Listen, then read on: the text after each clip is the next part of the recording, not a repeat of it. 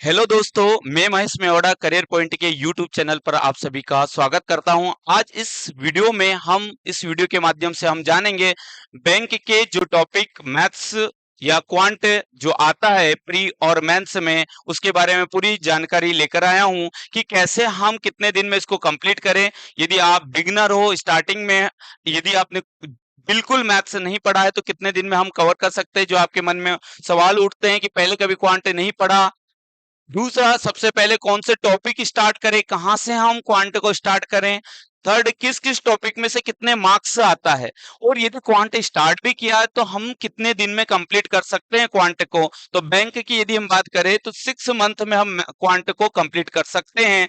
देखते हैं जो क्वांट आता है बैंक में। यदि बैंक की आप एग्जाम दोगे, बैंक की बात करते हैं, क्वांट के बारे में जो मैं बताऊंगा वो आरबीआई आरबीआई में जो वैकेंसी निकलती है ग्रेड बी के नाम से, जिसको पीओ भी कह सकते हैं, असिस्टेंट मतलब क्लर्क के तौर पर निकलती है।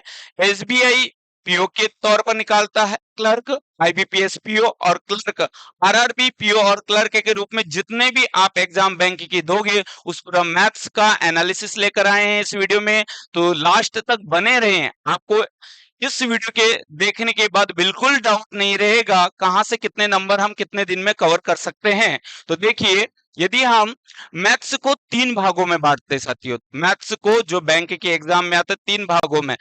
पहला भाग जो रहेगा स्पीड मैथ्स के तौर पर जाना जाता है, दूसरा डीआई के नाम पर, और थर्ड अर्थमेटिक के नाम से। और मैं बताना चाहूंगा आपको कि यदि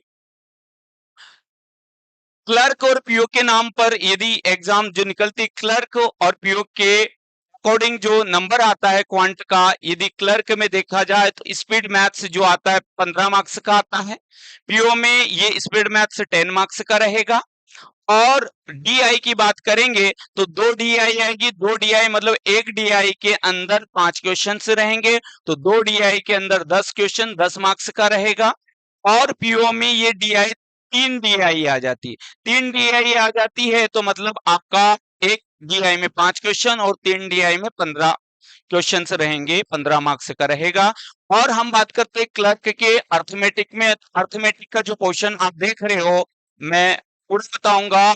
ये क्लर्क का अर्थमेटिक 10 क्वेश्चन रहेंगे, 10 मार्क्स का, पीओ का 10 मार्क्स रहेगा।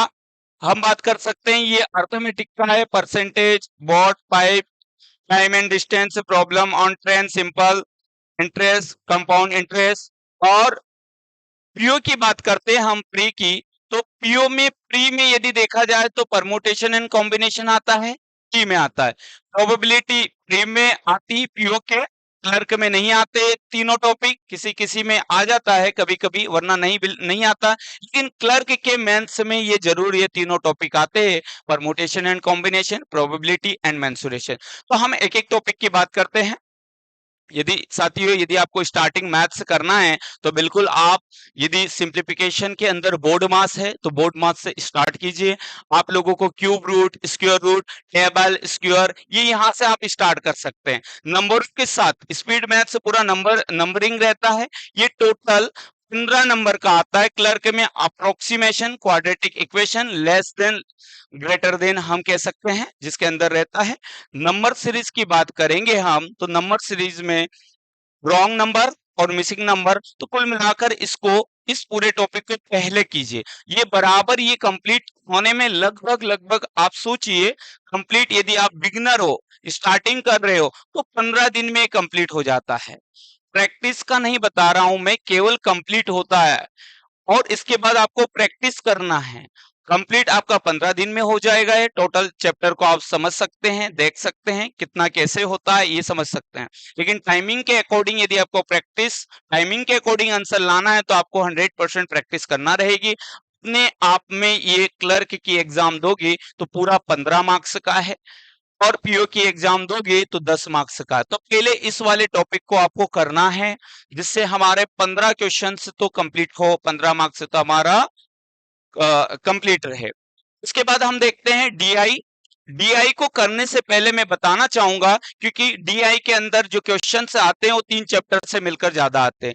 डीआई के अंदर आप देखोगे परसेंटेज, परसेंटेज आपको कंप्लीट आना चाहिए।